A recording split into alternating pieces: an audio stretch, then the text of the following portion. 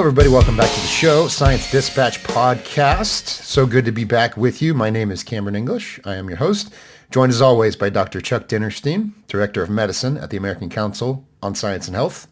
Chuck, what's going on? How are you? It's a beautiful day. It's almost Mother's Day. Not that there is anybody that has to make special plans in that direction. Yeah, and by nobody, he means everyone needs to make special plans. So book the... Especially someone that, the baby is not going to buy mommy a present by herself. No. Somebody better be helping. Yeah, that's right. Yeah, I just had our second child, which has been a blessing and a complete disaster in terms of regular schedules, including sleep. So it's fun. But I have a gracious wife who understands that, for our wedding anniversary and Mother's Day are sort of sandwiched right in there. Oh my God. So my gift to my wife is getting up at 3 a.m. so she can keep sleeping. So there you go. So you have a very understanding wife, because that was not considered a gift on my behalf. That was considered part of my regular duty. I mean, there will still be flowers and probably a trinket of some sort. So it's all there. It's all there is all I'm saying. So anyways, we've got an interesting story.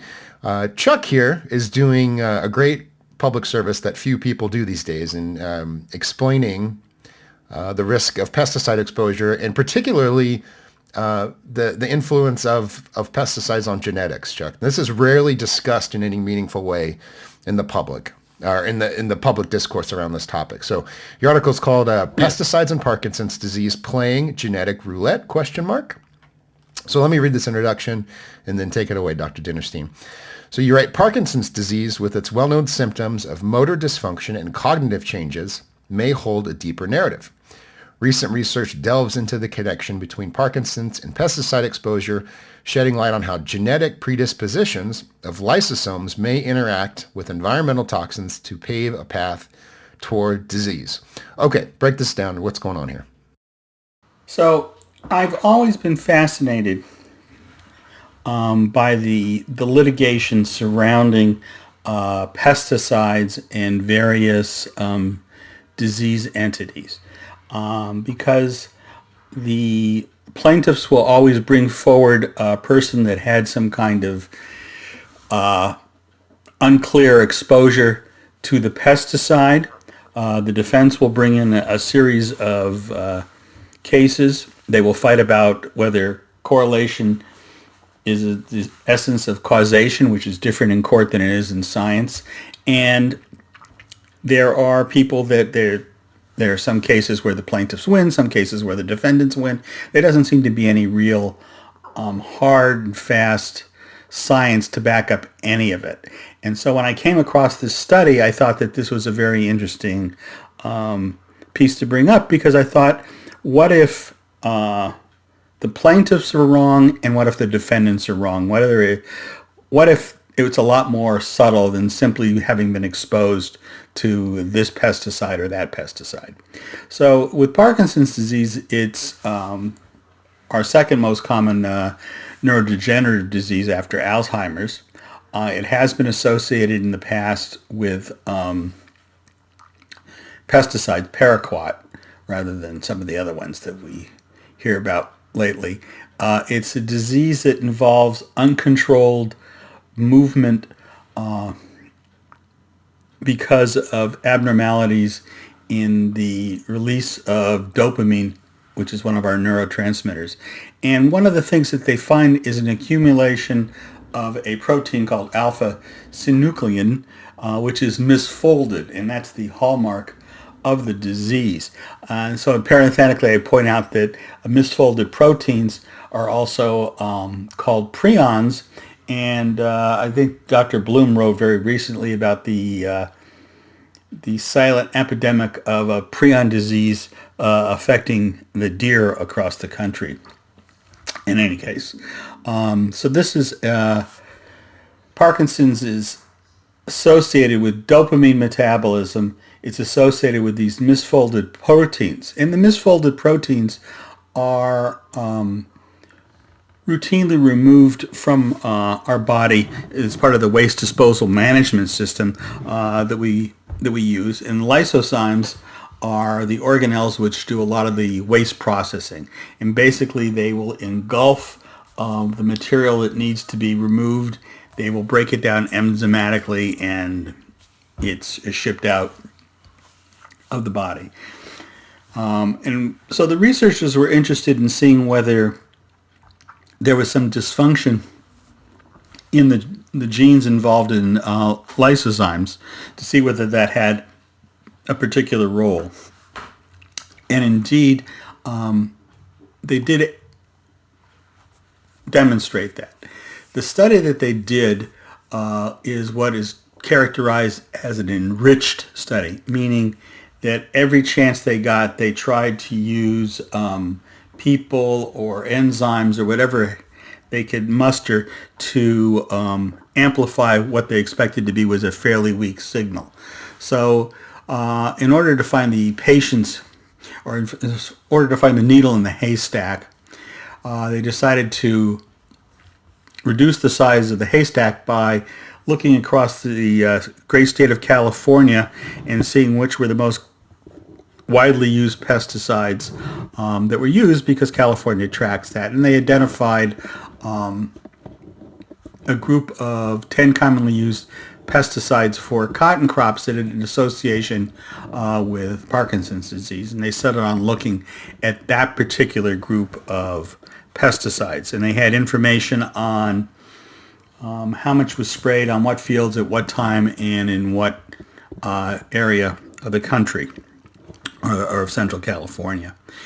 They made use of a group of patients that was being studied at UCLA, the Parkinson's Environment and Genes patients, all of whom had Parkinson's disease diagnosed, all of whom had a history of exposure to pesticides. So again, enriched group. They weren't looking at all people with Parkinson's disease, nor were they looking at all a group of people exposed to pesticides. They were looking at very specific pesticides. And as a result, they found that there were several genes involved in lysosomal function that were enhanced in the presence of pesticides and might be responsible for the development of Parkinson's disease. The ones that were most elevated were ones that were found in that part of the brain called the substantia nigra, where a great deal of a dopamine metabolism takes place. And they also found highly deleterious variants in the genes that were involved with other protein interactions with known Parkinson's disease genes. So they came away saying that there was certainly good evidence that genetics played a role in the development of Parkinson's disease. It wasn't a smoking gun. There's no one simple test that's going to say this is the person, but it seems to be the case that when you look, people that are using pesticides that have a genetic susceptibility to Parkinson's have a higher risk of the disease than the general population, which is not the way the courts express this relationship. Okay, so if I'm tracking here, the idea seems to be you have certain people with whatever genetic makeup are possibly at an elevated risk for Parkinson's if they're exposed to, say, paraquat, the weed killer that's all in the headlines. So Yes. something to the effect of if you're exposed to enough paraquat, it has the effect of upregulating the genes involved here. And If you have the variants to begin with. okay. So that to my mind, that helps explain why you can have two people that have had equivalent exposures to a pesticide, and one has a problem and the other one does not. Now, the one with the problem is going to be the plaintiff, and the one without the problem is going to be used by the defense. but they're both missing the piece in between, which is the genetics, because none of the epidemiologic studies that have focused on correlating the use of these pesticides with subsequent human harm have taken into account genetics, and certainly not genetics in this way. It's interesting, and I'm sure there's much more that needs to be done to uncover the role of genetics here. But it seems to me that the plaintiffs in these cases are not going to want to get into the fine-grained details of, right, who's at risk here. And part of the problem is because they want as many plaintiffs as possible, right? They want multi-district litigation. They want these big cases, right? And they want the pesticide to be the deciding factor. And if you look at there was a big decision recently, I believe it was in Missouri, but you had a judge that just ravaged the plaintiff's expert witness for kind of playing around with the data and excluding, like they're looking at the literature and going, well, this was a null result, so that doesn't mean anything. Now there's this study here, which found a small but statistically significant effect. So this one I'm going to include in my analysis. So I don't know what I'm asking. I bet it seems to me that there's a lot of funny business going on, and people are just. There is, and that this, when you talk about, so we should actually have Barbara here when we talk about science in the courts. But that aside, there's enough nuance to the epidemiology to begin with. Once you introduce the fact that there are 32 different genetic variants that may be promoting Parkinson's disease in people that are exposed with high exposures to these pesticides, it introduces a variable that is very difficult to get across to a jury, let alone for legal counsel to competently explain. And so, as with all models, they simplify the model, and as with all models, it's not completely true. ACSH has spent a lot of time talking about the science as we know it for some of these compounds, and for that reason, we've earned the term corporate shill on many occasions. And what I find interesting, or not interesting, but what I find disheartening is that while we tend to defend the science is not the critical point in court. In court, the goal is for settlement. And more often than not, the science that we defend, and by defending the science, somehow defending the manufacturer, will find that it is far easier to settle these things for a sum of money that somebody else will wind up paying than to continue fighting it. And so we're not so much corporate shills as useful idiots at times, which I find particularly disheartening, because I just like to talk about the science. And I think that's one of the impetuses I had for putting this piece out there. Is I think both sides have been getting it wrong, and that if we're truly interested in improving the health, then we should start screening some of the people that are involved heavily in agriculture, and seeing if they're at risk, because they're the ones that actually are exposed. This is not,